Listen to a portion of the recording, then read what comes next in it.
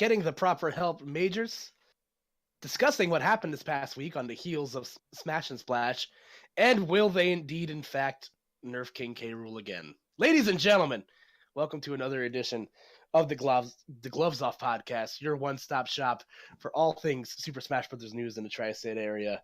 I am one of your fabulous hosts, Master Hand Games Koopa, joined as always to the James to my giant peach, Mr. Chris EX. How are you doing today, sir? Hello, doing pretty well. We got some other folk here today. So going down the panel, we have recurring guest and local shotgun in my seat, Mr. HQR Hungry. It's pizza time. That completely threw me off. and new guests to the podcast, first timer. I remember my first time on the podcast. Joining us is local TO, but not so local because my man is traveling all over the place. He just got back from one of these tournaments we're going to be talking about today. The man, the myth, the legend of the Collision series at Strex. What's up, buddy? Were we supposed to have a funny intro? I kind of wasn't prepared for that. No, I'm just really good at my job. It's all good. I understand. Hungry just loves to derail the conversation at all times. So what real? Yeah. Chris, take the wheel. I just forgot we were doing a podcast for like a minute or two. But hey, guess what? We are, and this is kind of it's fitting. So we took a week hiatus last week, but 2 weeks ago we're literally just talking about like how to prepare for majors and basically traveling to majors because it's that time of year. It's summer, and historically summer for Smash Brothers community Smash community people it gets busy. There's events everywhere, and all the events are like massive scaled. So we were kind of talking about actually preparing for them, and then now 2 weeks later, we've seen like within 3 weeks, we're gonna have three big majors. One being like PGR S tier, one A tier, another S tier. These are like the daddy events to like all of the other things that happen for the rest of the year. And this is like kind of under the radar, like significant for the way things go, because since this game was just released a few months ago, and then now will officially be like 2 seasons in after another month, this is like now the first succession of big events we're gonna have. So we already kind of have seen 2 go off, and with another one in Smash and Splash coming up this weekend. So there's definitely plenty to talk about in terms of like obviously the raw results and sort of just things that go on. But yeah, so last week we got to see Momocon, and since we skipped a week, there was Get On My Level 2 weeks ago, which was in Toronto, and fortunately enough for us, we got to see we kind of got like we were a little bit spoiled just because we had some local talents, specifically Shoyo James kind of pop off in all these tournaments. And the funny thing is like no one around here is surprised, but it's like a big impact. Pretty much everywhere else, like, wow, this Shoyo James guy is pretty good, huh? Like, wow, what a come up. But in reality, it's just like James has been doing this stuff for years.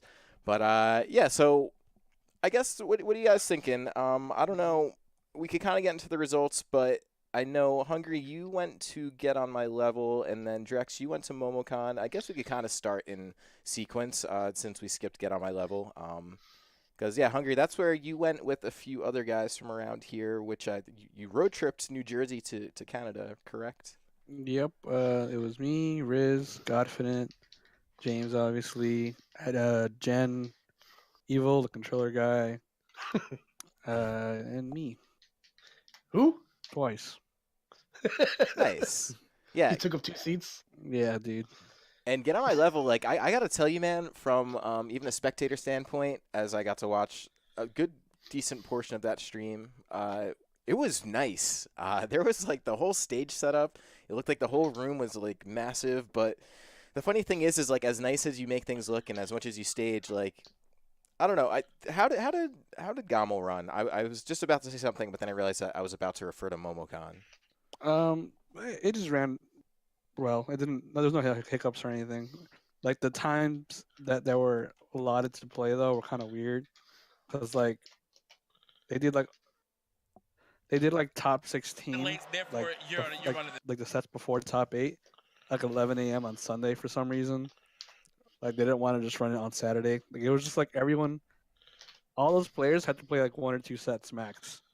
So they just had to wake up till 9 a.m. to play 1 or 2 sets. So it's kind of weird. Yeah, I found that strange, like, because it's just so ingrained in like the zeitgeist that Sunday is the finals day, Yeah. and like it was it's always kind of strange to see majors like step away from the norm from that, because I think back to like I think top 16 is like acceptable, like you don't want to burn out too many players playing late because like thinking back to Momocon, I would think like I think James's set was the last one as like a top 8 qualifier on the mainstream, and his match, I mean, granted it was Pac-Man versus Grom, but the set didn't end until like 10 to 11. So I can understand why you'd kind of want to like split up the action, give people a chance to like you know get out a little bit earlier, maybe get a little bit more rest. But Yeah, but if um, it was just like 1 or 2 sets, it's like it's almost like a pain. Like, you know what I mean? yeah, I feel like it should be more. Maybe if it was like top 32 on Sunday or something. yeah. I don't know. I got Like a strange example I was gonna bring up was when Frostbite 2018, um, they did like they. I feel like that was just more of a scheduling issue on their point, but because the tournament was only initially 2 days, they had to run a set of pools on Sundays. Yeah, they did top 48 on Sunday, which I'm not totally against. It's not the worst thing in the world, but Yeah. it just for me, and like even like I talking to James and Alan, they're like, yeah, it's so weird that we have to like wake up, and then James got into top 8 and had to wait until like 5 o'clock. So it was like a 6 hour gap playing again. Had to wake up early, play a set or two, and then like go back to sleep, I guess. Yeah, that, Knowing Alan, he most definitely went back to bed. I respect Well, that move big time. You got we it, went dude. we went like shopping and stuff. Got some nice ramen afterwards. Yeah, James. Before Yeah, Toronto. it's funny because I was talking to James a little bit about the travels. Like he's definitely into just like the travel end of things. It's kind of nice to see. It seems like a lot less time playing Smash at the venue than it is like kind of exploring the surrounding scene. And being in Yeah. Toronto, there's definitely a lot to look at. But the one thing I really, really, really, really enjoyed about this tournament, and I want to take a step back. Like my hats off to Toronto Joe, who is the EMG G. He basically he runs the things. He's the guy, and I had the opportunity to work with him with Let's Make Moves, and it's really crazy just to see. You know, Gamo's a massively big event, and it definitely looks the part. Honestly, I think it looks the part more than any event I've really seen. Even the stream production, they added a lot of things. Like here, I'll rewind to it, but basically, like even the beginning of the set, and I love stuff like this, so I'm trying to find my mouse. There we go. So basically, like it tells you like what the match is, which seems so simple and not like a big deal. Here, right there, like fades in and out. But like it's pretty cool because like when you're getting new viewers and Smash Ultimate being as young as it is, like that stuff's important. Like you outline the players, like you say like what rounds it is, and then towards the top, I think it was like the top 8 stuff, and even before they actually had things like Little like display pages for them. yes, like Yeah. exactly. And I thought that was really cool. And that's Yeah, that was something pretty sick. that's like that to me is where the bar should be. That like if like esports wants to be a thing and the Smash community wants to be taken seriously, obviously it has like it's done a lot to be taken seriously. But if it really wants to hit that top echelon of like respected leagues, like that's like what people expect. And I think kind of setting that precedent within a bigger, this was an S tier as far as Smash tournament ranks go, was really nice to see because you've seen some of the other big ones that sort of like. I don't want to say phone it in, but it doesn't feel like it has like that attention to detail that you might want to see. Yeah, one of like when I was watching, one of the coolest things was, as you mentioned, like seeing those like end of match statistics. It made it seem like I was actually like watching like a professional sports match like on actual television. Yeah, it's engaging, Like, dude. Yeah, Yeah, and on like they were showing stats that was like, oh, like the highest percent it took to kill, or like who took like how many first stocks a person took in a game, and then they even showed like a line chart over time showing their percentage gauge going up, and would see it drop right back down to zero as soon as they lost the stock, and it was just a really interesting way to show like these statistics for the first time that I've seen from a big event like that. I'm actually really glad you brought that up, Drex, because there is another aspect that I thought felt like very like it was something that I feel like I'd see on ESPN. There was 2 instances where it was on Sunday because Max was the MC for most of Sunday, and like anybody's like who's ever seen a sporting event knows how they do like the wide panning shot where they show like where you're playing at and like the clips of people throughout the weekend and somebody talking over it, like that felt very sports like. And also like the commentators, they had their like actual names like presented on the screen and not just their tags, because like I Yes. mostly see that, like I see that like obviously not only just sports but like in the Pokemon TCG, like obviously people would know you by your like gamer tag, but like they refer to you by your like your given name. And I thought that was like just like a really like nice way of translating things to people, like make it a little bit easier to chew. Because Yes. it's a little awkward to explain to people. It's just like, yeah, when Noob Master 69 and McChicken Skin were commentating my match or something like that. Gross. And listen, man, I don't make the rules. McChicken Skin probably like that tag. Dude, McChicken Skin's all right. Give him, come on. He's- man. That's my guy. He's all right, dude. Come on. Be cool. Be cool. Yeah, be but- cool. Be cool. Yeah, I thought the production was great, and I actually haven't looked at the images, but these top eights look very similar. Like once you look at who's actually in it, and I think as we get like, I don't know if that's like a sign of the meta kind of like leveling out for right now, or it's just different people, different bracket luck. Because when you look at events like Pound, for example, or like the Thunder Smash stuff, like the top eights are just like drastically different. And I don't know what your guys' takes on that is, but So for me, I think a lot of that is like, all right, so you're seeing these events where, like, let's just say, since for the sake of the example, because we had a whole episode about it, the Thunder Smash thing, where it's like you kind of like pay for players to come there just to promote the event, versus an event that, once again, we've kind of talked about that kind of grew organically or just as a convention or, just a well-known event that just automatically brings in the best of the best. So then the best of the best start to become even more of the best when they have a chance to perform at like a higher capacity level. So if all these guys are constantly now in the same room in a bigger event, it allows for more stabilization of results, I would think. And as you mentioned, we are seeing a bit of that. We're starting to see a few recurring people. It looks like Tweak's Wario is here to stay for the most part. and his Roy. And his Yeah, Roy. that Roy came out of nowhere. Like- Apparently, that Roy was like 2 days old when he pulled it out. Yeah, that's also shades of how like when Tweak first playing War in the first place, because it was around Let's Make Moves, and James said that he was housing him, and he was playing like primarily like Crom and stuff throughout the weekend, and then he like shows up to the event and he's just like, might just fuck around and play Wario and win the tournament. So like Tweak, I think it's just like one of the best players that just like it's like the ultimate heat check. Like knowing that like when he's playing his best, he can just kind of pick up a character he's like barely been using and like be able to see results in it. It's like if we're going against aliens, I'm sending in Tweak and Horse Girl to like defend the country. Like no questions asked. Dude, you're gonna do McChicken Skin like that? The chicken skin will get his chance. he's just not ready yet. Hungry, okay? he just left the call, I think. I gotta go. Hashtag Horse Girl.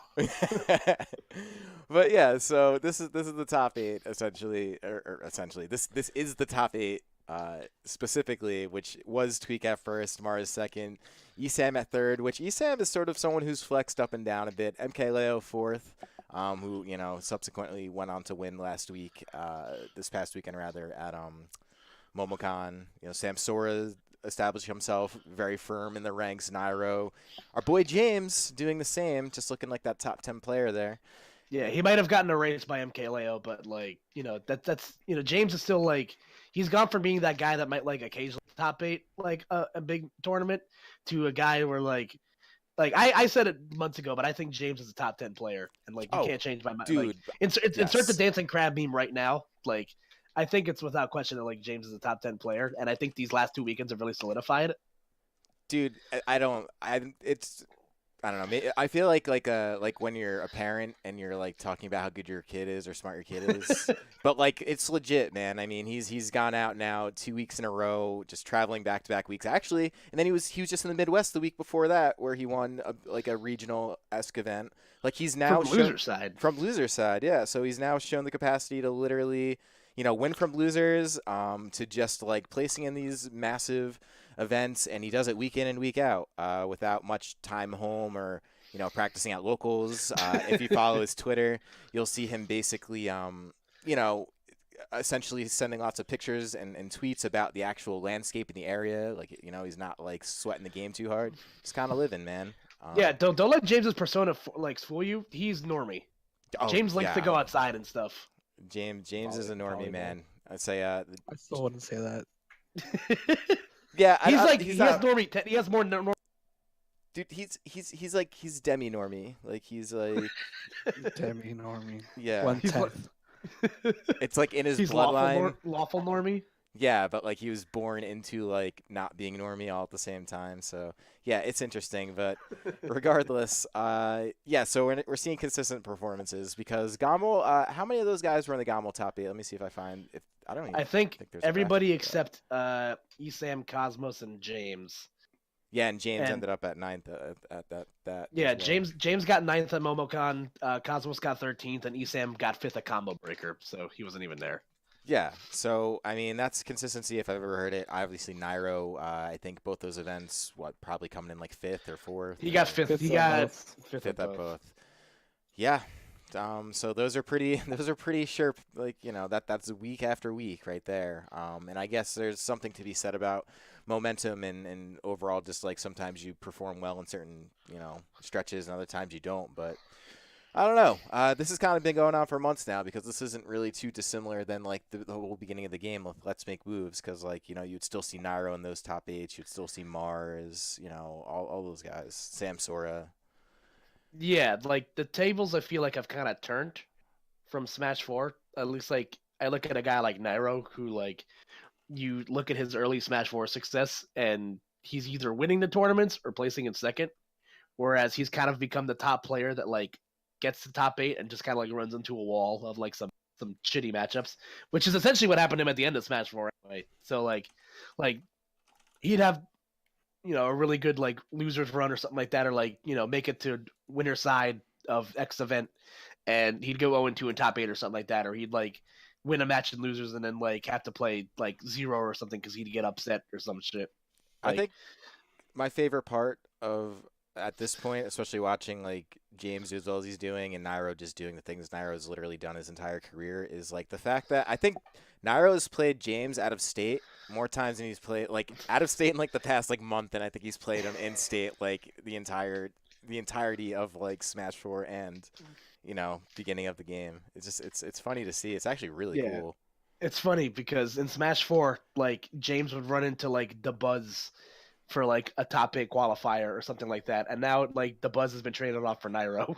Dude, and these guys are going game 5 last hit more often than they're not. I think maybe I've seen a couple times where Nairo kind of wins handily, but like it's always like a slobber knocker. I think. Yeah, it's a nail biter usually. Yeah, it definitely keeps close. I mean, Nairo, I think, gives them a shout out every time after they play. Like it is really cool to see, quite honestly.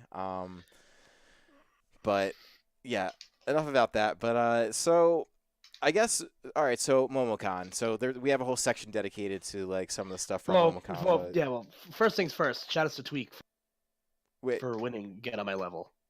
Yeah, Tweak is he was the early horse in the lead for the beginning of the game. So it's just like he's obviously just like a lead horse in general. You know what I mean? Yeah. Like now it's been months now, a month, several months worth of game, and I guess like 5 to 6 months worth of game. So That's wild. yeah, pretty but crazy. And he definitely carried that momentum into Momocon. But I'd say, Drex, why don't you give us your thoughts on the event? Because this is your first time attending Momocon, right? Yes, this was my first Momocon that I've ever been to. So let's kind of separate it, because Momocon's one of those weird events where, like, as someone that's attended a lot of anime conventions, like, what's the word I'm looking for? The reputation behind a con tournament gets kind of hazy depending on where you go. Like some tournaments run like really good, like official con tournaments. Mhm. And then there's events where like I went to an anime convention in Ohio, and let's just say I waited in the game room of a hotel for like 6 hours before I played my first match. Yeah, so like what was your take on the convention itself and the tournament experience? Give me a sec. I just gotta turn my phone away so I don't get these Pokemon conference spoilers. But so The convention was really was actually a lot of fun. It was my first time not only at MomoCon but in the Atlanta area as well. Granted, I would have liked the event more if I wasn't like dying during most of it, but the event was really fun. There was actually a lot of activities to do with the itself being like open 24 hours. Me and my roommates like we would like just stay up a lot, just having fun in like our room, and then we'd go to the venue at like 2 a.m. and all the rhythm games are still out and completely working. There's no lines for them like there were in the day, and you can just keep playing them nonstop. The setups were still there, completely playable. It was just so much fun, and like the vendors were great, the cosplay was great. So for my first convention since I think PAX West of 2017, like it really made me realize like why I love stuff like that again. Yeah, I gotta. If I'm gonna change my draft of people I would send in to like save the world from aliens. I'm dropping Horse Girl, and I'm adding and and I'm adding to the list the people that play at the DDR machines at anime conventions. Dude, I think Those Oh my people are God, it's those people are fucking machines, man. there were like regular DDR machines, and then there was like machines right next to them that were dancing games, but there was no like arrow mat. It was just one gigantic mat, and you were like actually dancing. Like it was kind of like a Dance Central Just Dance kind of thing, but like even more weeb, and it was like so impressive to the point where like I was actually intimidated to actually try it. Yeah, that's what those people are really good at. They like hold on to the back of the bar. Like there was one time I went to a convention where I saw 3 people use a DDR machine at once, and it was like watching it was watching like art be made in front of me. It's like watching the top of the Sistine Chapel be made, except weeb. If you Um, didn't know, they're actually doing a Dance Dance Revolution tournament at Smash and Splash this year. I'm about it. Rhythm game people like That's actually one of the events. Yeah, that's like the cool part about conventions. The fact that like you get a whole taste of so many other things. And I think this is even something we talked about in the last episode. We were talking about like selecting your major. Like each one kind of has like their own thing about it. You know, like MomoCon has cosplay, Smash and Splash has like a water park and all these other things, and you know, Gommel's in Toronto and is very esportish in terms of presentation and overall, you know, just everything else going on. So and I've also heard Toronto's a beautiful city. yeah, that's from what I understand it is. So yeah, it's now you're starting to see the contrast, and this is definitely something we also mentioned where, well, actually, I'm just thinking about it. So I don't know if there's many other games like gaming communities that really travel to the extent that like Smash players travel. Where this is like super commonplace now. These events all with like 1,000+ people at them. Obviously, one's a convention, but even the attendance in the actual event is still like around there. So. I don't know.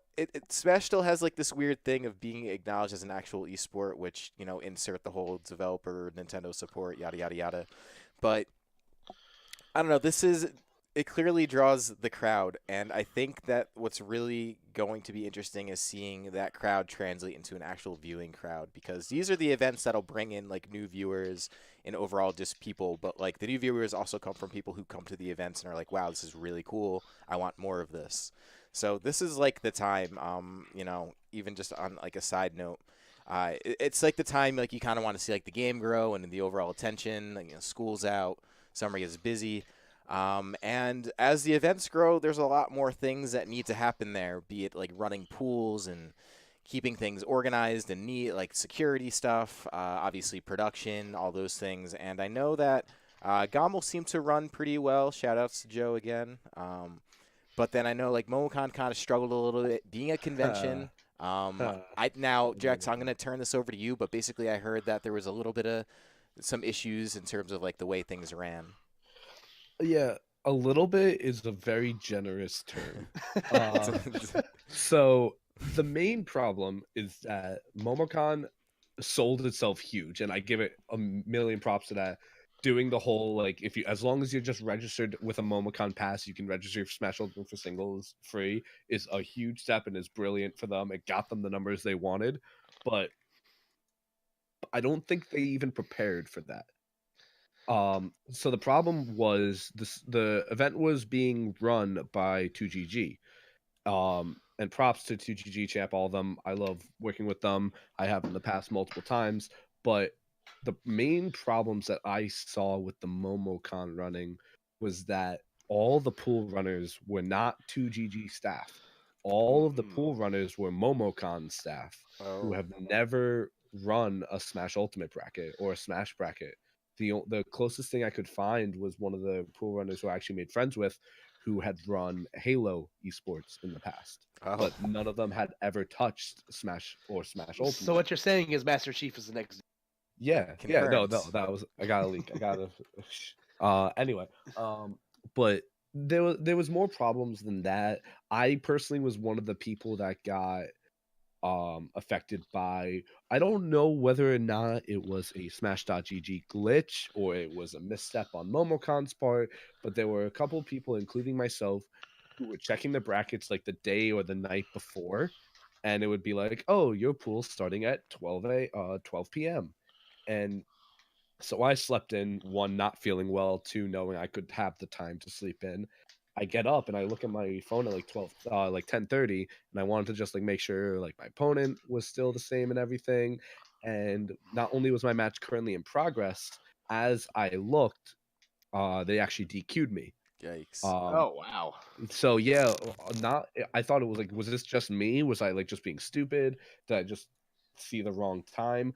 There were about 50 plus complaints to the TO desk of people saying, "Hey, GG said this time was when my pool began, but actually my pool started at this time, and they got DQ'd because of it." You know, it's funny you mentioned that because like going back to Genesis, that actually happened to one of my friends. He had a 6 p.m. pool on Friday or something, and so we like naturally slept in because my pool wasn't until like 2 in the afternoon, and then we got a text from one of my friends in the morning being like, "Yo, why'd you DQ, man?" And they were like, "What are you talking about?" And then like my friend found out that his pool got changed from 6 in the afternoon to 10 in the morning, and he's just like he like made a huge fit about it. He's like, "Dude, what the fuck?" Like there needs to be. I feel like that's like definitely a Smash GG problem. And as much as I love Smash GG and like its essentialness to the scene, like it just makes finding everything like so much easier. Like there's still so many like issues with it. And like the biggest one being like there's no like notification system like on whether something in your pool changes. You just kind of have to like obviously it's on your own accord, and if you're thorough about it, then like do you. But like not everybody has that sort of time or like energy. Like I just feel like if you want to like centralize the app to be like the the place to find all your information about bracket and stuff like that, there needs to be better communication between like Smash GG and the person that signed up, like Mhm. on when things change. Like I just feel like that's like a huge misstep.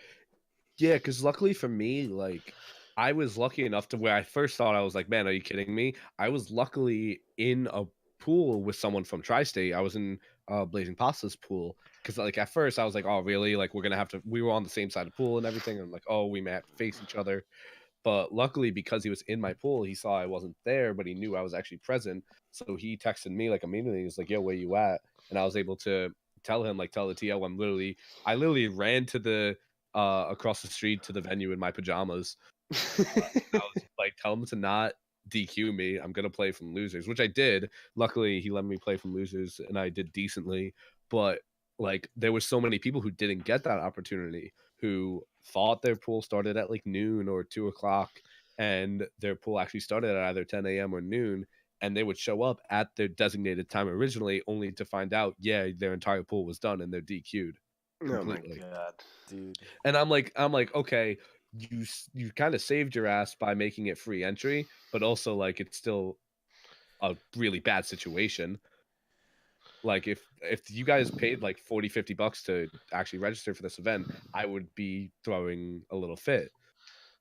Dude. Yeah, like I just really quick, like this kind of like I wanted to talk about this because this kind of grows into something I've been seeing for a while. Like the one thing I like to talk about on this podcast is like the ebbs and flows of how things are constantly changing, because that's like the beauty of the Smash scene. There's always something to talk about every week, and something that I've been seeing like consistently, like I want to say since like Genesis from my own experience to like now from like through word of mouth, like volunteers just need to like there needs to be like a better training like protocol for volunteers because like there's a lot of like simple mistakes that I just feel like people could be like easily avoided with like the proper people like in place. Like my example would be like from personal experience when I went to Genesis, I had a pool captain that like even when I would like report my match by name, he would like not remember my name. Like he almost DQ'd me from losers because like he reported the match that he like reported my match wrong, and he's like, "Oh, I thought you were the other guy," and I'm just like, "Okay, can I play my match now?" Or something like. Yeah, Like, there I was was just like, I was just like so fed up. Or like, there's an instance like Smash, like the last Smash Con for Smash Four, where me and Field Tension, like the Fox made from MDVA, we had to run our pool because our pool captain was having an anxiety attack because he didn't know how to like properly run a paper bag. Yeah, like I will Bad. say, like there were things I definitely experienced with my pool runners and other pool runners from Momocon. For example, with my pool runner, we after I got DQ'd, I was like, yeah, I understand. Like it's a glitch. I'm not gonna get mad at you. I'm not. I can't really get mad at you. So I'll just continue playing from losers, and I did, and I played like my first 2 matches, and then he told me the guy I was supposed to face third wasn't here, which he wasn't, and I got the DQ win. And then he immediately goes, "Oh yeah, your fourth opponent also isn't here, so you're also gonna get a DQ win." And I'm like, "Okay, wow, I'm technically 4-1. I'm technically 4-1 right now. Like I'm very okay with this."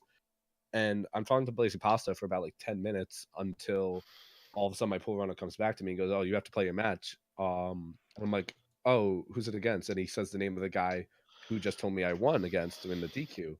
And I'm like, "Wait, what happened?" And apparently the dude like went to the bathroom, told the pool runner, "Hey, I'm going to be in the bathroom. Don't DQ me." The pool runner's like, "Okay." Was gone for like 15 minutes, and then the pool runner just DQ'd him. Oh my god. So Well, I mean, that held up the rightfully bracket. so. Yes, Rightfully so. yes, but that held up the bracket a little bit. But then I also know of other people having like bad situations. Like I don't know if you heard what happened with Biddy and his Yeah, I pool did. captain. If you don't know, he basically his pool captain put him on the wrong side of losers. And no one figured out until after Biddy made it out of pools. So basically, a bunch of matches that were supposed to happen didn't make it happen. And while it didn't affect Biddy as much because he still made it out, there were a lot of people who got negatively affected because they could have had the chance to possibly make it out, but because of this huge change, didn't get that chance. Yeah, that's bad. Like, Yeah. that's a bad look for everybody. Especially because like Like, you have people traveling like there was like 12, 1,300 like people there just for Smash. Like Yeah, it was about 12,070 is something like that. yeah, I know it All capped. just for Smash.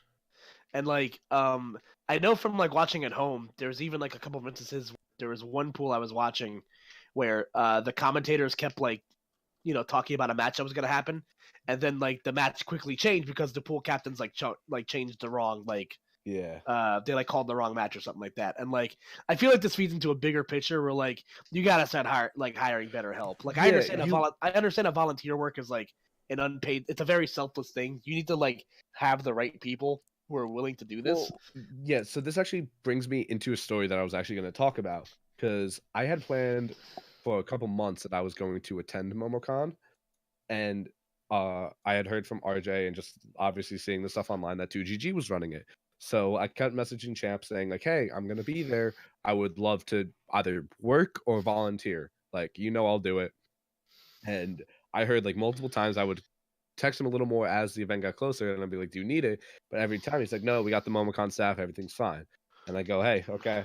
And then it came time Saturday after I had finished, and I had just kept saying like, "Hey, if you need me, like I'm right there." Like it seems like it's kind of doing bad, but I tell him like, "Hey, I'm heading back to my room. I'm not feeling the best. But if you need me, just text me." And he goes, "Actually, I need you right now." And I goes, "Oh, cool." But so basically what happened was Champ was supposed to be running top 128 wave A losers, but a volunteer dipped, so he had to take over their pool slot. So basically how the schedule worked out is Saturday began with 10 a.m. Wave A pools. once Wave A pools ended, Wave B pools would begin. But at the same exact time as Wave B pools were happening, top 128 Wave A winners would happen, and top 128 Wave A losers would happen. Mm. And so basically, how they did it was they scheduled all of Wave B to take place in the area, in the gigantic area with all the setups, which understandably so. They need that setup. They need those setups. And then they took top 128 winners Wave A and designated every match to stream Oh boy. for both Smash Studios and 2GG. And I go, cool. And because they wanted to put me on loser side top 128. And I said, where am I supposed to host that then? He goes, I don't know. All right. And I'm like, wait, so they didn't give me setups. I literally had to take one singular setup and like 27 or something like that, set up 27, and run all of top 128 losers of Wave A on that one setup. The problem was, though, no one told anyone where to go after Wave A ended. So everyone who was in winners knew to go to stream, but no one who actually got out and was in losers knew where to go. So I could actually, in the hour that they gave me to finish that, they gave me an hour, by the way. In the hour they gave me to run that, I ran a single match because nobody was there. Oh, And that one match was Earthboundy. That was Earthboundy's match. He was the only person that actually showed up, even after making the announcement at the TO desk like 5 different times. And at some point, I literally just went to Champ. I'm like, Champ, am I getting paid for this? He goes, no. And I go, it's not worth the stress. I'm out. Like, Yeah, I mean, good for you, honestly. And the thing is like, you know, Drex, you're someone who like volunteers a lot for these things, and it's sort of one of those things where it's like, well, you know, I do it for the experience and I want to help out, blah blah blah blah. But then there comes a point when you actually get good at it, and it warrants money. And it's interesting because it sounds like so Momocon's staff was who was running the Smash brackets, and that's where the money was actually being allocated to run it. And then yeah, Yes. you have the volunteers who actually know what they're doing. Like there should legitimately now be staffing to where you find the volunteers that have like a good resume of volunteer work, and then you staff them. I could understand a convention maybe not understanding this or doing it, but as I think about it, and as events get bigger and start to happen, and a lot of the stuff is volunteer, that seems like the most sensible option, because at that point, I don't see it as any different than, say, like hiring security, right? Like you have one bad security experience, and while the ramifications might be bigger because security is safety, there's just as much that can make the event go off poorly, because this was an S tier event. Momocon. So having like little hiccups to where you have people not only paying like a premium price just to enter like the event, you also have them traveling in a lot of cases from possibly quite far, even if it's not far, still traveling out, and that's like a pretty important thing to not like fuck up, if I could just put you it actually bluntly. reminded me, like, just a quick note when we were talking about like the actual convention aside from the tournament. Like, you actually like made me think for a sec, like where that money was allocating, because you were talking about security, and I don't know if you heard about this. There were actually no bag checks at That's MomoCon surprising. whatsoever. Literally, the only security that they had was you walk into the venue and there's like the main upstairs area that you can walk around, but downstairs is where everything was. Vendor hall, the autographs, all the games, everything was downstairs. And to get downstairs, you had to go up to one of the staff and show them the badge, and that it was legit. That was their only security for the entire Yeah, event. anime cons are usually like pretty light on security. With like, when I went the few that I've gone to, like the most that they ask you to do is like they ask you if the weapons for your cosplay are real, and if they aren't, then like if they are, they make you put like yellow like blinding tape on it to like signify that this is a real sword, not just a spatula. You know, or something like. Yeah. Yeah. I don't know what you're talking about. But just- yeah, like yeah, that's it just made- that's a little disappointing. It just made me think, because I'm looking at it like, obviously you get the money that goes straight to 2GG that pays their staff for not only helping run it and stream it. But then you also have to pay Smash Studios and the people who are who are stream running and streaming the event on Smash Studios side that are obviously doing it. And Smash Studios was just as confused as us at times. The stream runners literally had no clue what was Yeah, going on. that's not on Smash Studios for sure. I mean, No, that's not like, at all. Yeah, that's how an event runs, and that is unfortunate to hear. It does make you wonder because now this event gets coined as like S tier and big deal, so it now is subject to. I mean, I'm not going to put on the scale of Evo because it's not anywhere close, but like Evo, where it's like you can be a bad tournament and still continue to be successful just because you've already achieved those raw numbers essentially. I know James even said like he was just like, can we just like revoke the S tier status for this tournament because of how horribly it's being ran? People like enjoyed the event itself, like again, because you had a whole other thing to do. Like I still see people talking about how they like want to go back next year and everything, but then at the same time they're talking about it. Like one of the things I didn't mention was that every single setup, so basically they had like 27 plus tables of setups, with each table having about 4 setups. Almost every single adapter was a Mayflash adapter, and I had about 5 different times where I saw it. Like I heard multiple complaints, but there were like 5 times where I saw it plain as day, where the adapter, like either a singular port stopped working or the adapter stopped working altogether for like either completely or for like a minute, and then it started working again, but it was mid-match. I think it was like Pandarian and his partner were in dubs, and it was literally like last stock, last hit. I think it was like Snake Cloud, both center stage at like 140, and the TO or the TO this is the one who I said had was like, oh yeah, just finish it out, and they just look at him and go, no. The Snake's like, if I give up center stage, I lose. Yeah, well, I want to say it affects the results of the tournament, but we were just talking about how consistent the results are. Yeah. I mean, at the lower levels, definitely, because like if you're like the stream setup and you're using a Mayflash adapter, then like you should be like exiled from America, dude. So like, that's just not okay. So for anyone, you never know. Like again, you never know who's watching. I'm sure most of you know what a Mayflash adapter is, but a Mayflash adapter is a third-party GameCube controller adapter. So it's been known to basically. I've seen pictures of it stripping the actual part that plugs into it off, like the piece of plastic. I've seen that. There's like latency issues in terms of like just how things get inputted into the game. Like it is definitely an issue, especially something where there is, quote unquote, all of this money on the line. You know what I mean? So it's There were definitely like a lot of problems with everything, but once you got past the crap show that was Saturday, Sunday was actually a really good day for the event. I sadly had to leave early to catch my flight, but I was watching everything and I got a lot of accounts saying about it. The top 8 for Momocon was incredible. Yeah, I guess we could actually. I guess I almost forgot to talk about the results. This tournament was kind of nifty. So, like obviously, like the big story coming out of this is that MK Leo and Tweak are, once again have another meeting in, for the prize money, and Leo, how appropriate pulling it out with an anime character and an anime. Yeah. How fitting. Like, yeah. So with I don't know. Anime hair. Yeah, I'm not a fan of his haircut. It looks like someone with Crohn's took a shit on his head. Like, I don't know. Oh. It's like I think it's Ichigo color. At least. Yeah, love Leo. I'm not a fan of the hair.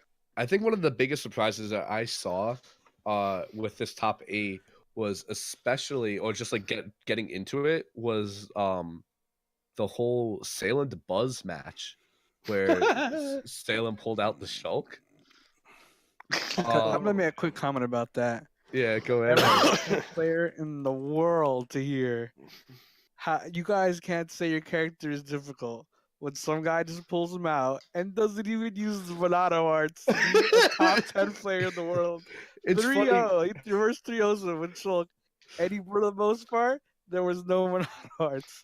And, So I never and want to hear someone say, "Yo, man, Shulk is bad hard to play." DeBuzz, This guy didn't use any hearts at all, and he beat the Buzz like Dude, that's 3-0. wild. DeBuzz had also faced Nico earlier in the convention. Someone who a lot of people consider to be one of the best Shulks, and He's definitely the best Shulk. I Yeah, think. that And- would have been Without a a good doubt. competition Yeah. for that. and DeBuzz kind of like Nico had some stuff going, but like DeBuzz basically had it unlocked the second he went Palu. I don't know, man. Like- Salem, his joke's probably the best. Yeah, That's what I would say. Well, Yeah. exactly. Based on results, I mean, It's Based on years of my years of 100% research, win rate, have proved- guys. Yeah, Dude. my years of research have proved that Salem has the and Shulk. it turns out we've almost come full circle where Salem says it's pizza time in his tag. Pizza time, yeah, let's go. Dude, that's amazing. I'm so upset. Yeah, that was just insane. Both from like seeing Salem just like fuck around and like reverse 3-0 with Shulk, and also seeing the Buzz get like so like inexplicably angry, because the Buzz, even when he loses, he's a pretty like mellow guy, but like holy shit, he was fuming. Because it's like, yo, you don't play this character. No one plays this character. the Stop way it. the set ended was just hilarious too. He died like 83 after the hit. Dude. It's funny because watching it looks really crusty too. But it's like it obviously did the job. I'm just gonna come out and say it. If you're sponsored by Team Liquid in a game that's not Melee, you are cursed. You're straight not up. wrong. Because like you look at Nairo, like his results were Nairo's kind of the outlier for everyone. Like Isn't know, the he Buzz liquid? yeah, Well, yeah, DeBuzz Yeah. is liquid now. Nairo used to be. So he is not. and Salem was Liquid too, and then oh yeah, that's right. He shit happened was. there. Mhm. And then So years of research claimed not to be. Yeah, it's like things. I mean, it'll start off good for you, but then Liquid turns the gas, and then you get up tilted at 73 and then die. Dude, this is. I actually No didn't- animation, no nothing, just death. I actually didn't Oh see my this full God. set. This is amazing to me. You're right. There's not a single Monado art. I've only seen Shield like twice. Like, there's no like the wheel, whatever it is, like The where you dial. switch it, Look, the he's dial, just yeah. like jumping around, just He's waiting just for an jumping overcommitment. around. Got this. I'm good.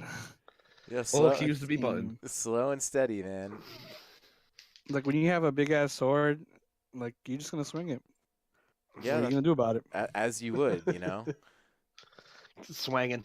Yeah. So, right. So results for this. I think all we were really saying earlier on was the fact that they are really kind of similar to that of Gamel, and how these tournaments really just attract all the biggest players. So yeah, this is it. I think we do have some sort of stability within the meta, if you will. And as everyone suspected, it turns out that wow, man, the Buzz is really. I don't know if that's just like a delay or something, but that pop off just comes so late.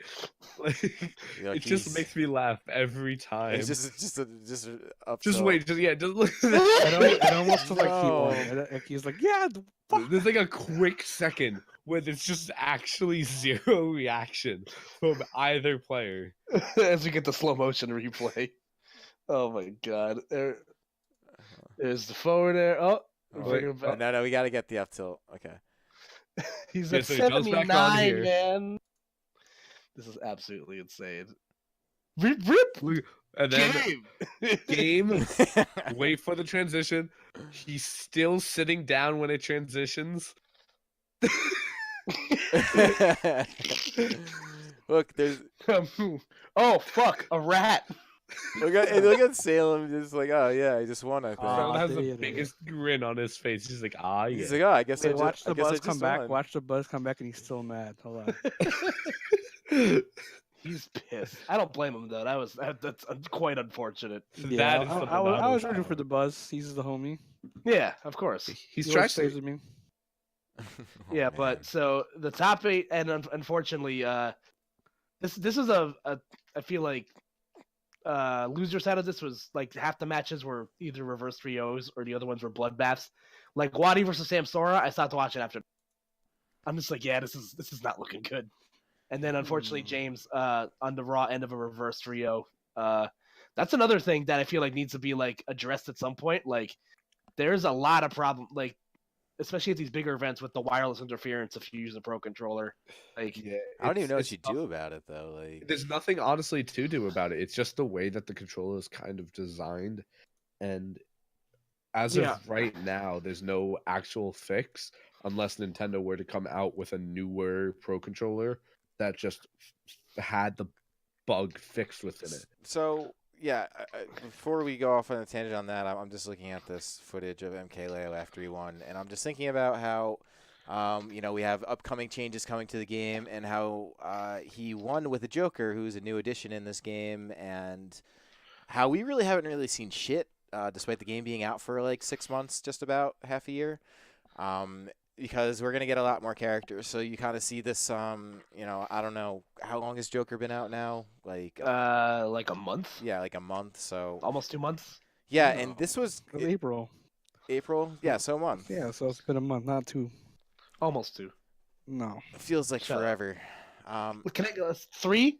Can Yeah. I get 3? So hold on, before I even finish this thought, is Hungrybox just like the new is he just like the interviewer? Is he like the Oh, he's he kind was of the the he's kind of MC. the everyman. He was the MC for Top 8 at Momocon.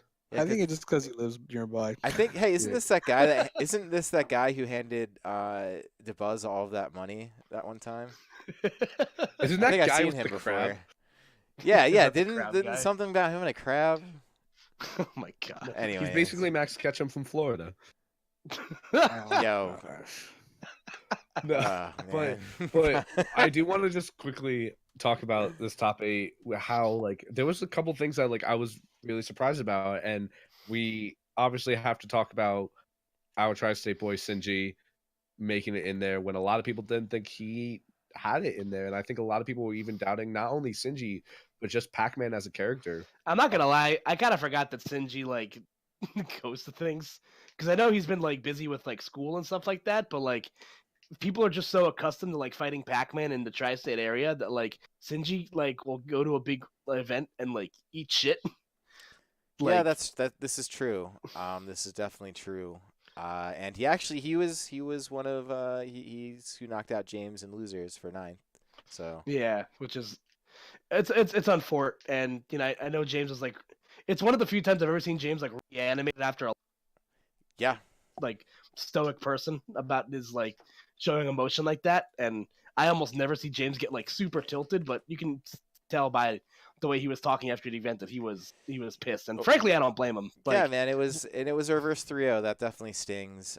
He was playing really well for the most part. It sucks, but I mentioned this to him after. I was just like, well, to be fair, you also like said you didn't feel like even entering the day before, so considering you did pretty good, But like I understand the frustration for sure. yeah, everybody has an off day, and if your off day is 9th place, with Smash Splash on the horizon, then like you're golden, which still solidifies my theory that James is a top 10 player, and you cannot convince me otherwise. So I mean, 9th is better than 10th. please I mean, leave. And there was just a Not couple wrong. more things that I noticed with not only just the top 8, but as we started getting into like the top 16, top 32 of this event, like the amount of ZSSs that I saw with this event was staggering. And the actual stats page from Momocon actually backs me up with this, saying it's the ZSS was the most used recorded character. But then you even had stuff within top 8, like Nairo pulling out the Dark Pit, which I don't think anyone expected. He used like whatsoever. all his characters, like all his like old characters. He used Robin, he used Dark Pit, obviously, Yeah. ZSS, like, and then like he pulls out a wolf and the game up a Mars with it.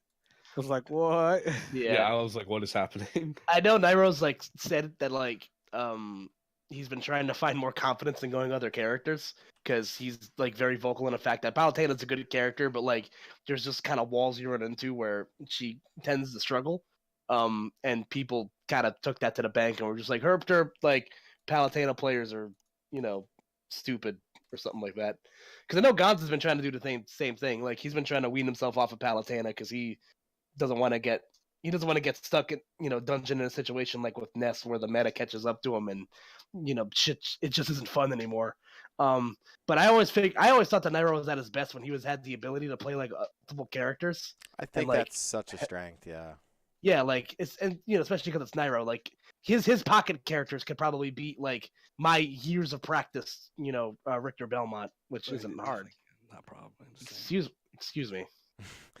Well, so that's Okay. like kind of Nairo's brand, right? I mean, he's probably I'm just gonna say he's the biggest Smash streamer since Zero is 100% variety at this point. And I still think to this, depending on who you talk to, but like Nairo, in my opinion, is still one of like the best crowd pleasers at a tournament. Like people show up to see Nairo play because you're gonna get like a deep read on the edge guard and somebody's gonna get the shit read out of them, and like he's gonna do something wicked gnarly on a punish or something like that. And I feel like he's at his best when he's able to play like multiple characters, and it was kind of fun to take like a blast from the past and see him play characters like Robin and the Pits again. Whether it'll be a thing to stay, I'm not totally sure, but I think he's even led on to the fact that he needs to start playing other characters to deal with these other matchups. But yes, that's still a good character. Do you think I would almost love to see the game take that direction as everyone gets better at it? Like, I don't know, maybe like counter picks are actually important, and maybe you do have to have like a rounded sort of like base of characters that you use. I mean, I think it's partly why Squad Strike is sort of more popular, like growing in popularity at the very least, as opposed to something like doubles. See, I love that aspect of having like something of a backup. Like, you can't always stick with the one trick pony, because it's very much like a sports thing as well. Like, yeah, you're gonna have your better players and you're gonna have your best lineup, but they're gonna get tired after a while. They're not always gonna work. There's specific things that an opponent's going to call out or do, and you as the coach or whoever is going to have to switch it up. And so, like, yeah, these one trick ponies and these players who play this one character that finds results definitely work, but I think it's having that option, that unexpected option, that no one really has a game plan for to pull out, that can really show off like not only the best results but some of the coolest results, in my opinion. Yeah, there's actually an arc in Smash 4 that's happened. It was after CEO 2016, which I think is the one that it was Anti and Zenodo in grand finals, and I think Anti lost the first set as like primarily Mario, and then he switches to the second set to Cloud, and he wins the tournament. And there was like a small arc where people were like, okay, I guess counter picks are kind of the waves. So like you saw people, trying to play more characters. It was Tweak even openly said, like, I don't know if that tweet still exists, but he was just like, yeah, I'm going to start playing more Wario and Bowser Jr. because like counter picking seems to be the wave. And like, I don't really recall how long that actually lasted, because it turned into more like, okay, like DLC is kind of the wave, and depending on how your bracket looks, you might run into like 6 Bayonettas and I don't know, Diddy Kong.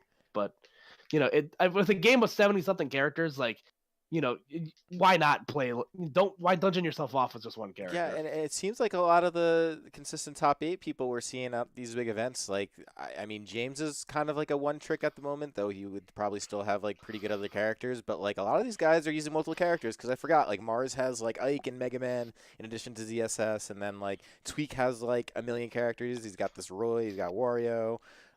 He's used. Leo's playing Joker, Lucina, like. Dude, I feel like I've seen him play everyone at least a couple times. I know he was even talking about Young Link at one point. Like, he played Richter once. That shit was hype. Yeah, dude. So it's just like you're seeing that more and more. Like Nairo, of course, always in like the top 5 of tournaments. He's consistently, and he's now seeing him pick up other characters. So it does. The only one that I was gonna say, the only one I haven't really seen out of like the top echelon players that like haven't switched is like Cosmos. Yeah, or like Try Hard Inkling, or not Try. Tried and true Inkling is what I was trying to say.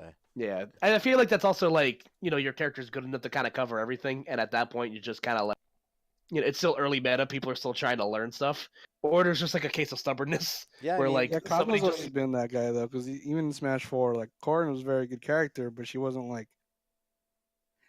I wouldn't say she was solo viable, even though that he used the best one. He only used Corrin, so. Yeah. Well, dude, like, even like MK Leo though, like especially with like his Joker, he's had Wolf, Ike, he also Lucina, I think. Richter Belmont. Ike. Yeah, like it's that seems to be the trend of successful players as I'm seeing it.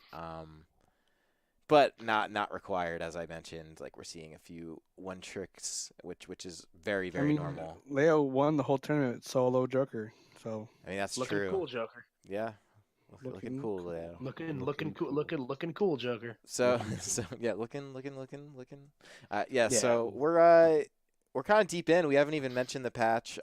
It's definitely coming though, and it sounds like it's going to be some basically like Hoopla. yeah, some hoopla, some balance Yeah. changes and stuff like From that. what I've heard through the grapevine, I think Nero's the one that tweeted it because he's usually pretty good at like I don't know what the formula is to like accurately try to forecast when the patch itself is gonna come, but I think he was saying around like Thursday night is when the preemptive drop is gonna be. Um, so we find ourselves in another situation where there's a huge major on the horizon, and there's a big patch update coming out, and this isn't like it's weird because it's like it's a point one update, but it's not like a point one update if that makes sense because of the way that they like write out the notes sometimes. But do you guys think we're gonna see any sort of like serious like balance changes? Well, something's gonna happen. It says you're gonna lose your replays, so Which Yeah, that usually means happens, balance changes. yeah. it could just be like a few characters. It might not be like So, well, large last time changes. they did a whole like it was kind of on the low mechanic change where the projectiles just did less shield damage all around. You know what I mean? It Yeah. came across as individual character notes, but every character you had like a projectile was basically listed. So there was something like that. I wouldn't be surprised to see something of that nature. I don't think anything like really big will change. And keep in mind, this isn't like a full version change. Like we saw a full version change from like 2 to 3 at one point, somewhat Right. recently, and then this is just like point 1. So I have a feeling it'll obviously be some character changes, as you guys mentioned, the replay thing. And aside from that, I don't know. I always hold out hope for things like improved lobbies, like online lobbies and stuff like that. But I don't think we'll see that this time around. Who knows? Yeah, Also, I this know. might be like some sort of bug we don't know about that's like really bad. You know what I Maybe mean? maybe they're patching Yeah. out all of like the lewd custom stages. That's a possibility. I think that maybe. Like, I think I agree with what you guys are saying. Where like, I don't think it'll probably just be mostly like bug fixes. I would love to see it be mostly like. I feel like this is too small a patch to be like an engine fix, because like one of my biggest problems with the game is still the hit detection of certain things. Like, like grabs don't connect, hit moves don't connect when I'm literally like physically inside the person. Like, there's still aspects about the game that are like pretty rough around the edges, and I would love to see like full changes like that to the engine, but I don't know how likely that is. So, So um, I was looking for the tweet from Nairo where basically he said there was some kind of statement. I don't know if it was from like Sakurai or just the team in general where I guess they were saying that most of like the win rates for the characters along the roster are somewhat like kind of balanced, and so like you wouldn't think there'd be any significant changes as far as balance patches go, but that would also imply that they're essentially using the online data for all of the balancing of the game, which obviously presents some concerns for a lot of reasons. There was also that I wanted to bring up. yeah, I think that's like it's just so strange with Nintendo because like when they take like one progressive step forward, they take like three like conservative steps back, and it's just like kind of frustrating sometimes. Like you get, you get that they're trying. Like Sakurai's like made it very clear that he doesn't like, he doesn't want to fully embrace the whole esports thing because at its core, Smash is still like a party game. Depending, no matter who you talk to, like Smash at its core, I feel like is always going to be considered a party game. Um, so I feel like, with what they release in this game, you're trying to cater to a competitive crowd, be it with the directional air dodge and like, how the skid canceling stuff works. Like actual just gameplay stuff is what I feel like what they're trying to market. Um, but then you get stuff like that where he makes comments like, yeah, like the game is pretty balanced, like according to like the online ratios, where like I just feel like that's not like I'm not saying the game is like imbalanced by at any means. I feel like there's like a handful of things that are like really stupid. It's just mostly the engine stuff that I feel like needs to be tuned up a bit. But like I just feel like you get yourself into a lot of problems when like you start like when you start basing the competitive merit of the game off of a mode that is like very polarizing depending on who you talk to. So the problem with the mode is that it doesn't account for all the variables that come with online play, and that's just like latency and overall just I don't know. There's a lot of variables in that. I also want to make a quick note. When Smash 4 came out, like on 3DS, people were complaining about Little Mac, and like, yeah, that character is bad, right? But he was like, hey, by the way, Little Mac has literally the lowest win rate of anyone on For Glory right now. And then 2 days later, he got nerfed. Like, so I don't know if those are like a good, like hit the win rates are like a good like a good gauge for how the yeah, character's what he's actually gonna do. balanced. Yeah, it'll be. I mean, I don't know. I'll be honest with you. I don't really expect too much to change in general. I don't expect anything like the buffered system to get fixed in any way, especially in like a smaller patch version. I don't really expect a new mode or anything like that yet. It's because I think it would warrant a brand new like version. But yeah. And keep in mind, E3 is only 2 weeks away, so we're like right on the heels of getting presumably major news. Like, I feel like it's going to be like silly not to include Smash in that, and I feel like we can talk about them in depth next week because E3 is always kind of a time for like, people like to show up and like hear, other people's thoughts on video games. Yeah.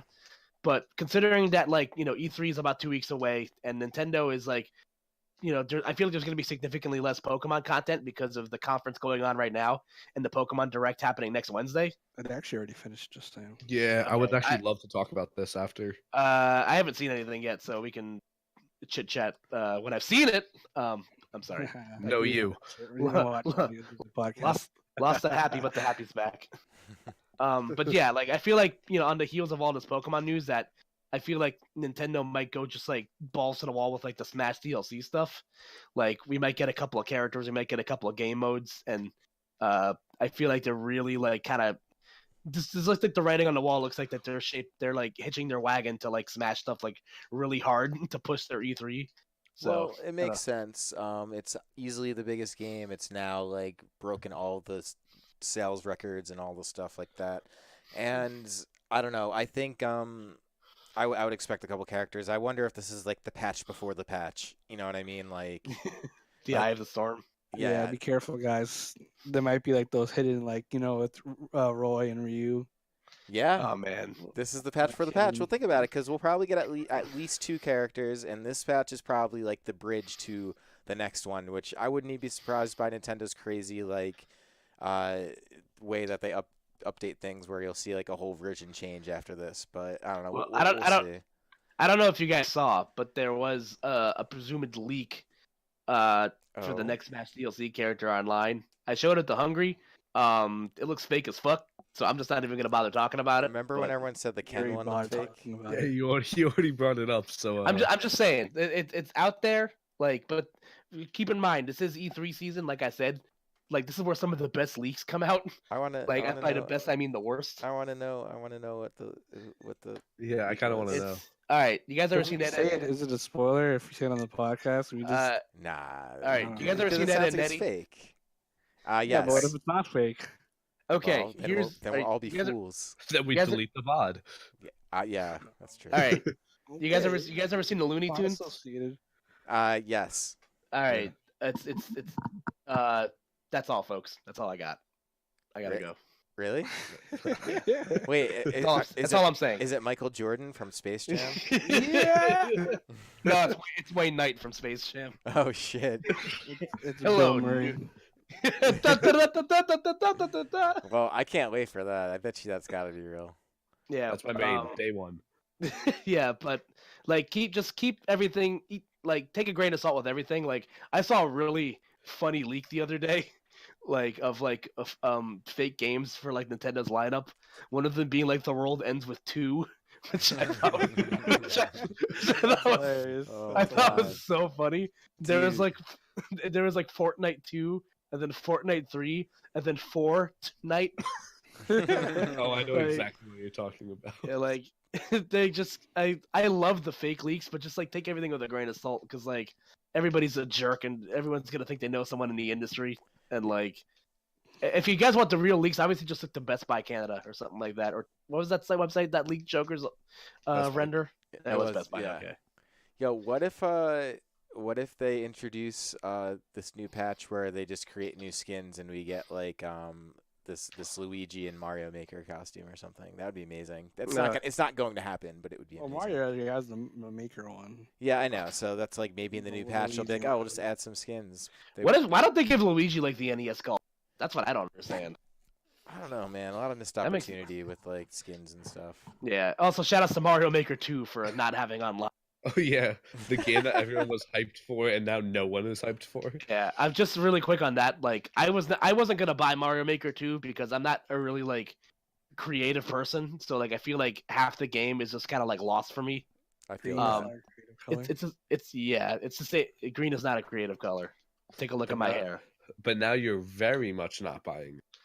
Yeah, like that's the same reason I don't play games like Minecraft is because I just like I'm not good at making my own stuff. I'm just better at playing other people's stuff, and I feel like half the fun of Mario Maker is like making these Kaizo Mario tracks. But yeah, You should probably still play Minecraft. That you game's should sick. play Minecraft.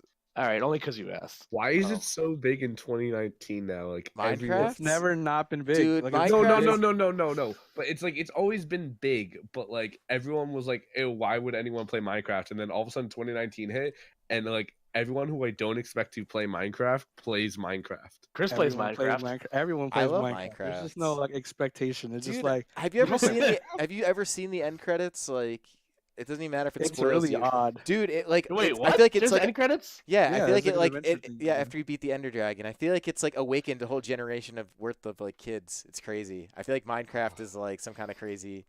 I don't know, man. Everyone's a god. You create shit in the game and you just play. That's it. Yeah.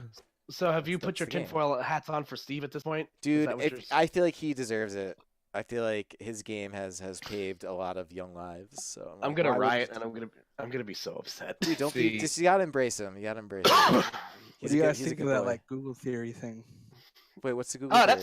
That's interesting. What's the Yeah, Google? it's just like if you like Google like Smash Ultimate DLC, like and like obviously if you like clear your like cookies or whatever, it doesn't get like give you that Google like automation like tailored to you thing. Like the characters that come out are like Artorias from Dark Souls, like Doom Guy. Here, I'm in a incognito browser. I just did it. Yeah, Wait, so and you got like Banjo, I think, and Oh, Ryu Hayabusa. Let's go, Banjo. wait, where do you see the thing? I think you get to like, I don't know how to get it, because it's just like the theory that everyone's talking about. But All right. you're supposed to like Google like Smash Ultimate DLC, and like the characters that'll pop up on like the automation. Let me try Yeah. to do it so I could try it. There's a video that talks about it, and I find that to be very interesting because if that's the route that they go, then that's a lot of that's something. Imagine having two Ryus in the same game. I mean, we have two Ryu Hayabusa. we have two Roys. It's gonna be a Bowser Jr. thing where it's gonna be like Ryu Hayabusa. There's definitely gonna be a longer space between Ryu and Hayabusa, like the way the guy says it. It's gonna be Ryu. That makes so much sense, man. Hayabusa. Like he's like Ryu Hayabusa's that one character from that era of NES games that's presented in some fashion. Which one If was it's he? if he's in the game, I'm gonna say I called it. Just saying. Dude, he's gonna be You can great. go back to past podcasts and we can see that I No, called we've it. talked about this many a time. Is he Ninja Gaiden? Yes, Yeah, I'll he's- show Yeah. you right now. Sorry, I'm baby. Sorry, Yeah, okay. this is It's our, okay. I'm monkey. This Ah. is our man. Halo. But I gotta find you NES. Hold up. Oh god. Yeah, this is what I hope he actually looks like. Does anyone have a link to where I can like watch the Pokemon conference? Probably just on Uh, YouTube. I was just like watching the live tweets from Twitter. Lame. I want to watch video. I've No, I already don't- seen. I don't I've know how already to seen read everything they've Koopa. announced. Dude, some of the stuff they announced is crazy. Actually, I don't one know. in one in particular is big for me. I'm gonna look into this right now.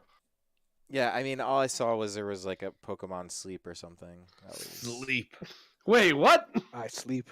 Yeah, like I think like there's a Well, you've already told him now, so I guess Pokemon, we can talk. Pokemon Yeah, no, Sleep. it's actually called Pokemon Sleep. here, look, Yeah. here's Mr. M. Oh, there's a mobile game. Yeah, Oh, that's Pokemon so Masters. cool. Pokemon Masters is the mobile game. Or Ooh. you sleep. Apparently, it's gonna be a gotcha game. Oh no. Now apparently it tracks your It's a good thing sleep. I saw James- very minimal. He's already on one watch. Got you. I think it'll go on two, right? Right. I don't know, man. James is a crazy person. Dude, Thousands of dollars. Remember that time where he tweeted out his iTunes receipt or his Google Play receipt? Yeah. James, if And you listen to the, it's just all like it's like 8 different $40 Fire Emblem Heroes packages. Oh, James, if you're listening to this podcast, you need help. So I guess we're kind of at the tail end of things, so we should Yeah. probably start, like wrapping everything up. So we do this thing at the end of the podcast, Rex, where we each choose our big performers of the weekend. So combined for MomoCon and Gobble, because we didn't get to talk about it. Who's your story of the last couple of weeks? First off, you act like I don't watch the podcast to the end and I wouldn't already know this. How rude of you. oh, No, yes. No, but Yes. so my standout performer or just person that I think deserves the most praise over the past couple of weeks is definitely, I'll take the easy round, just say Tweak. Nice. With everything that's been happening recently, he's really shown, like as you said earlier, this is a guy who took Let's Make Moves, a very early big tournament, and people were like, oh, it's early on in the game, things can change it, but he's kept that momentum all throughout with all these different events, and he's pulled out so many different characters, and like he has such a diverse roster of characters that he can confidently pull out and bracket, because that's like a difference between a lot of players. There are a lot of players who are confident with characters, and then there are a lot of but there are a few players who are confident enough with characters to actually pull them out, in not only in bracket but especially in the settings that Tweak gets into, where they're top 8 of super majors. Like that's a big risk, and he's obviously been able these past couple weeks to really get these results with it. So my vote goes to Tweak. All right, I'm gonna let Chris go before me to see if he actually. I have the actual easy answer, but I'm Alright. gonna, Yeah, this is I'm, one I expected. yeah, I'm gonna skip the easy answer though, because I have another pretty good answer. Is I'm actually gonna give shout out to Juice. He's been kind of like turning up. He won the Forge.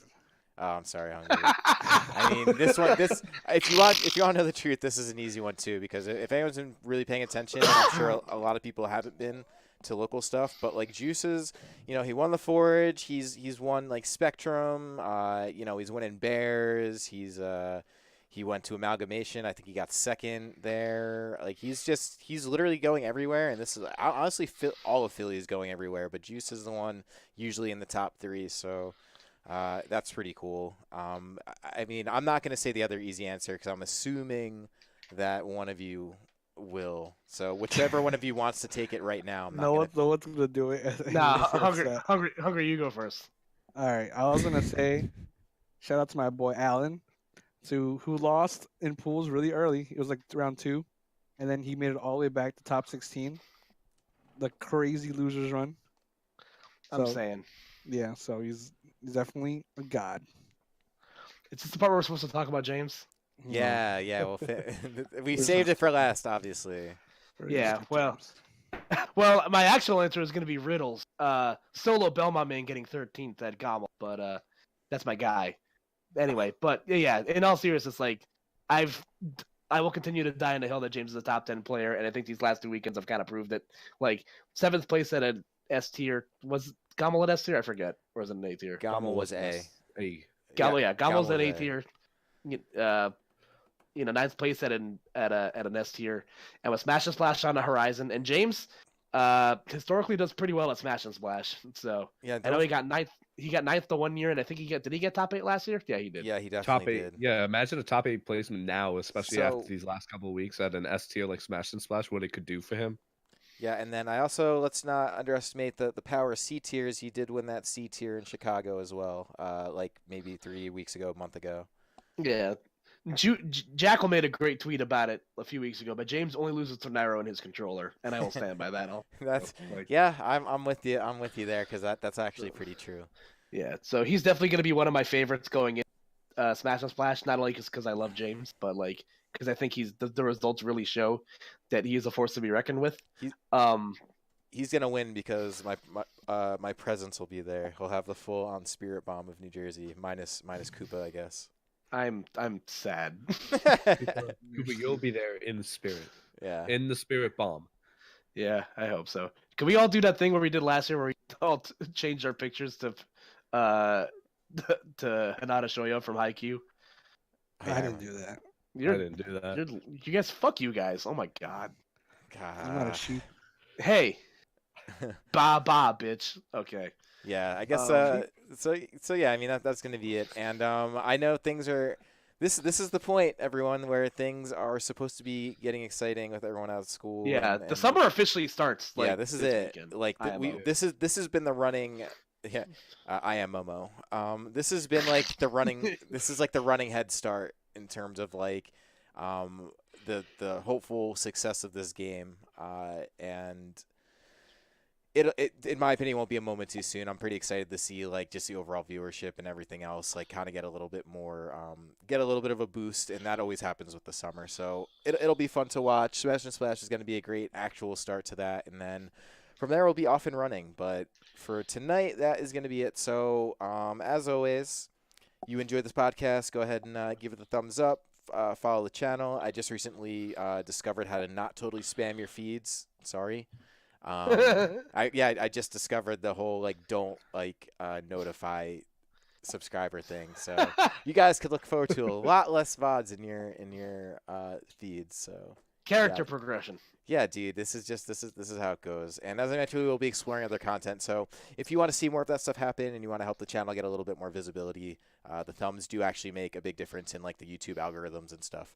And if you want to follow MHG, go ahead and do that on Twitter at Masterhand Games, and then it's Masterhand Gaming pretty much every other URL. You could follow myself at CSantosZX on Twitter.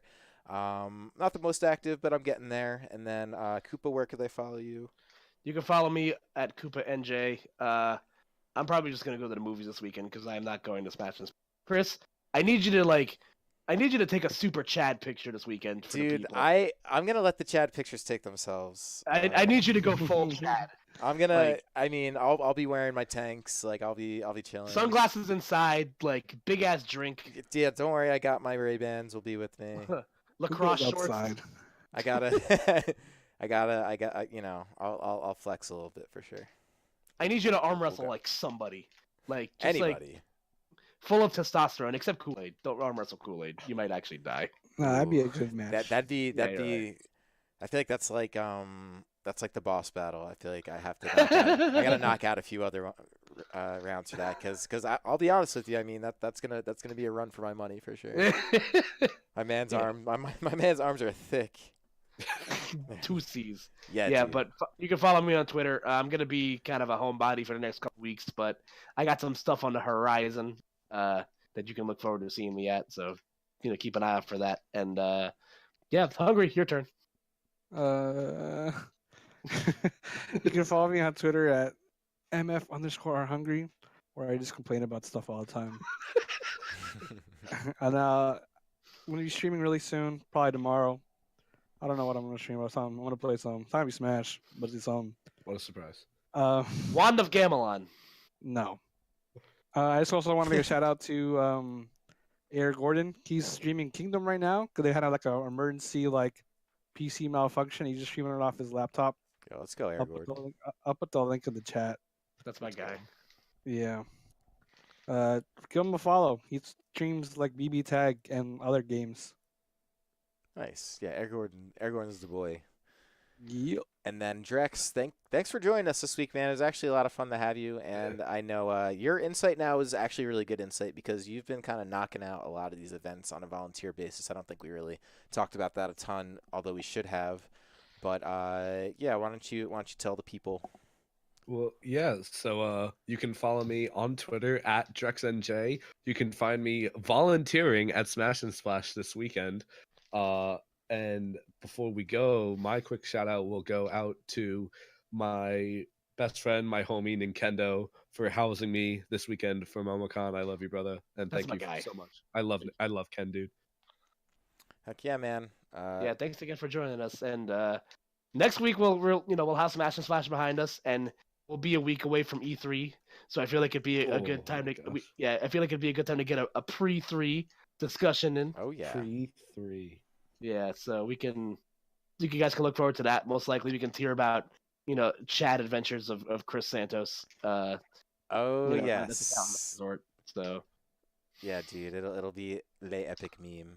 But all right, that's it for us, guys. We'll catch you next week. Make sure you hit up the event calendar as well. We got stuff coming up. But until then, we will catch you later. that's all, folks.